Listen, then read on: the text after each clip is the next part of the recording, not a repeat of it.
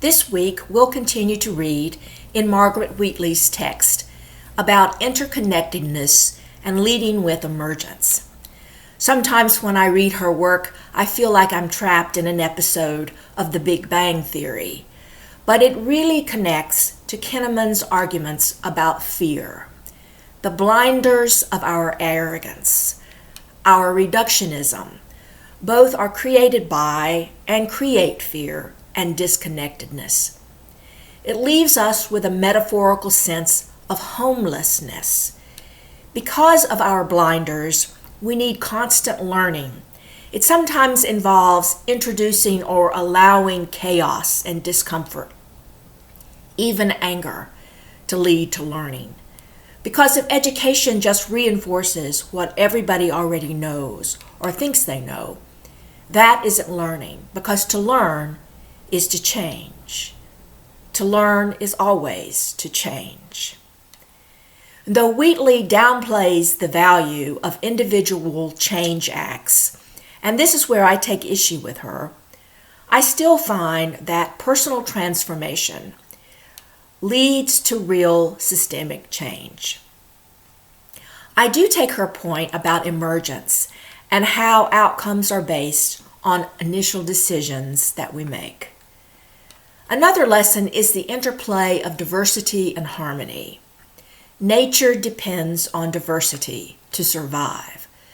Diversity isn't good just for ethical reasons, but it's necessary for survival. The most diverse environments in nature are the ones that adapt and rejuvenate first when faced with disaster. We depend on diversity.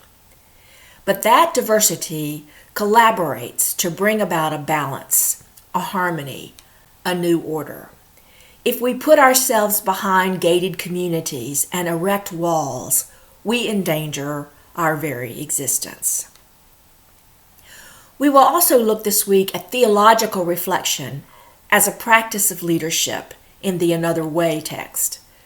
Rather than passion burnout or being overwhelmed by yet another expression of systemic evil, the authors also call us to a process of questioning and metanoia, a way of constantly aligning and realigning our actions with God's hope for the world.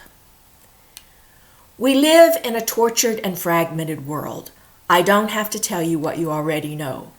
People of faith look beyond themselves, look to what they perceive as holy, as good, as love, for meaning and hope in this troubled place. Christian faith professes God's promise is realized through faith, like the faith of Abraham, for example, hoping against hope. He believed he would become the father, the parent of many nations. No distrust made him waver concerning the promise of God, but he grew strong in his faith as he gave glory to God, being fully convinced that God was able to do what God had promised. This is from Romans chapter 4. In the seemingly unrelenting crisis of suffering people, what is that hope that sustains Christians down through the ages? Hope is a dimension of the soul, an orientation of the heart, according to Václav Havel, the former president of the Czech Republic. It is there, but we cannot always find it. It is a practice of overcoming isolation. In the words of Johann Baptist Metz, in his work Hope in Action, it is eschatological surplus, hope for something to come, a resource. It is accepting trial as an integral part of the self, while retaining a certain certainty that something makes sense, regardless of how it turns out. Yet this is not a sentimental Pollyanna optimism. This is a perilous hope indeed. It is dangerous, risky, subversive, but we are called to it. We must ask, what will I do? How will I answer for my life? What will the me contribute to the thou to grow in shared humanity? A passage in the Quran states, "We shall be God's helpers. We shall be God's helpers."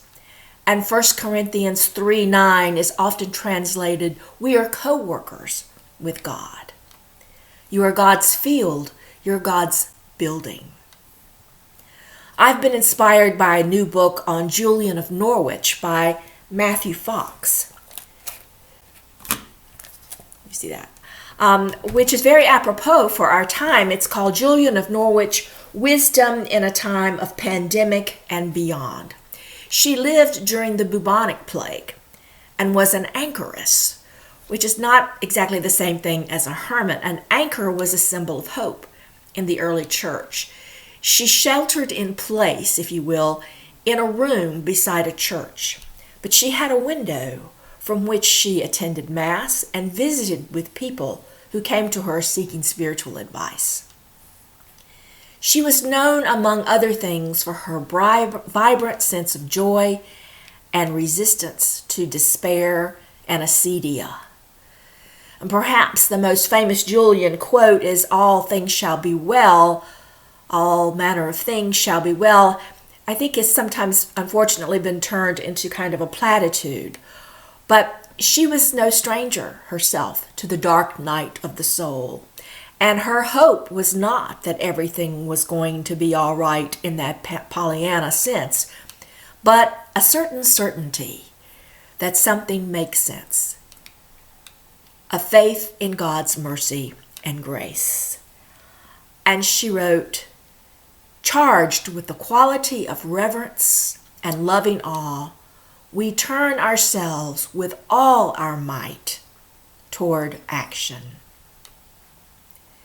John Caputo, in his work Hoping Against Hope, Confessions of a Postmodern Pilgrim, writes about the haunt of hope, the insistence of God that nags at us, not letting us forget the promise, keeping us seeking those answers, a resiliency against despair. If you have nothing, all you can have is hope. So the only thing to support your hope is hope itself. Even when there is no logical reason to hope, we hope anyway. Caputo quotes the mystic Meister Eckhart, "The rose is without why. It blossoms because it blossoms." To live without why, according to Meister Eckhart, is to live without reason and without purpose, certainly not the purpose-driven life we are told that we need. The Dominican, who himself was a very busy and active man, an active person, said that life itself was not grounded upon something other than itself. It springs forth on its own. It lives from its own living. Hope is without why. So this week, check the discussion board for your writing prompts. I also invite you to watch a 6-minute video on YouTube entitled "The Last Gardener." And I will warn you, this does not have a happy Hollywood ending.